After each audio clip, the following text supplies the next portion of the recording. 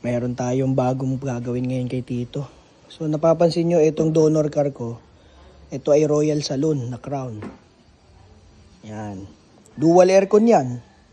Meron yan sa likod. Ayan yung itim na square na yan. Meron din yung aircon sa harap. So ito yung ating running condition na donor car. So ayan siya. Ang gagawin ko, yung harap kasi ni Crown, yun ay facelifted. 1975 yung mukha nun. Kinat namin yung mga pyesa dun sa isang kulay pula na donor. Nilagay namin sa kanya.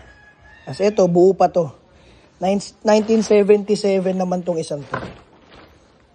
Yan, iba rin yung mukha niyan. Yun o, ganda no, parang Chevelle no. Okay din yung mukha nito eh. Pero gusto ko talaga isang tuwid lang na gano'n para mukha talagang muscle car yung dating. Alam niyo naman, pangarap natin magka-muscle car. Pero buo to. Umaandar to. Napakatahimik ng makina nito. Original na makina ng Crown ay yan. 5R. 2.0. So ito, orig-orig lang to isang to.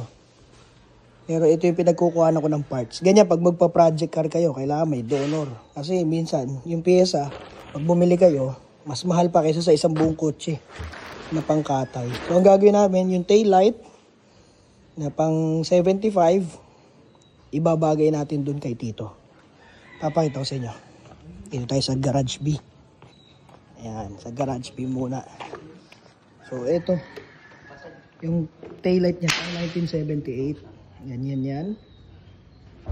So, ibabagay natin yung tail light. Gawin natin tatlong square na ganyan.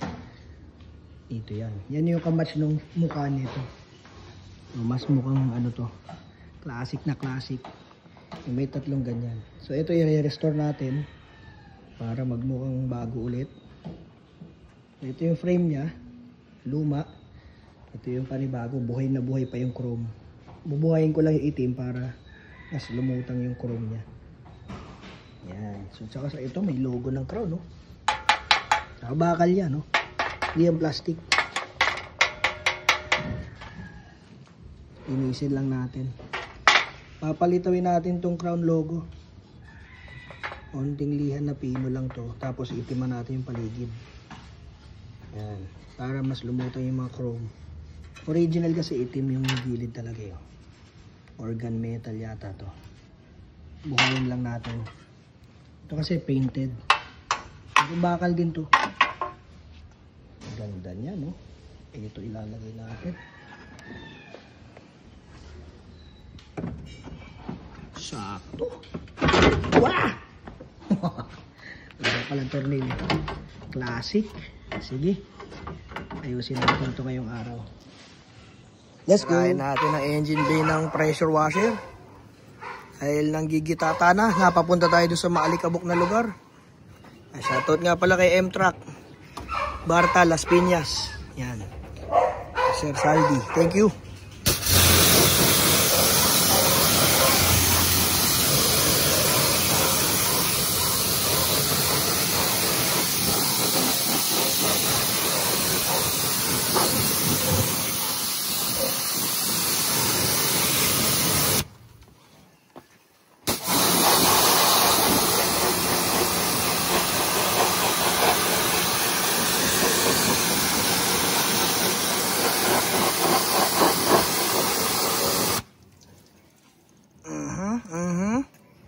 Tanggal yung mga naipit na wax. Pampalamig ng aircon.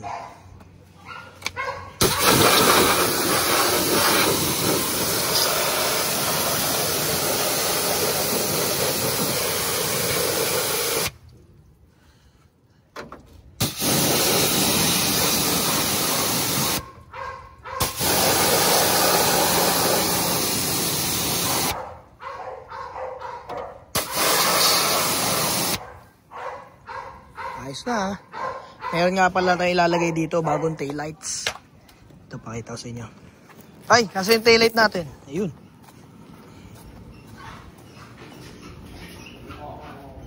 Yan. So ito yung pang 1975 hanggang 1977 na Toyota Crown. Isprayan natin yan ng clear coat para magmukhang brand new. Yan yung tatlong ganun. 3 square. Galing doon sa donor car natin. Ito kasi pang 1978, 1979. So yung dating mukha nito, yung malaki yung grill, parang Mercedes-Benz, yun yung kamatch nito. Since palit tayo ng mukha, 1975, ang kamatch na taillight nun ay yung 3 square. So babalik natin sa kapartner niya. Kinuha ko yun doon sa donor car natin na puti, yung nasa video kanina. Kabit na natin. Ito pa, isang pahabol. Chrome. Trim yan para dito. Yan. So papalitan natin. Galing yan doon sa isang crown.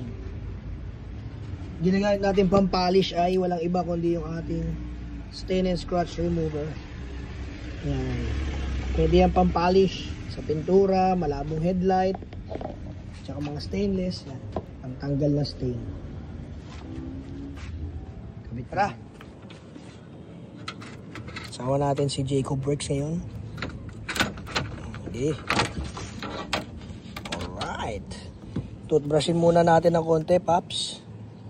Bago natin tuluyang ikabit. May mga bakas ng kahapon pa. Punas muna natin. O, isusuksok mo. Medyo ibebend mo ng konti. Yan.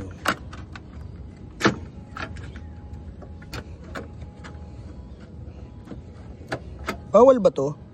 Kasi bigay lang to ng tropa ko eh. Kung bawal, tatanggalin ko na.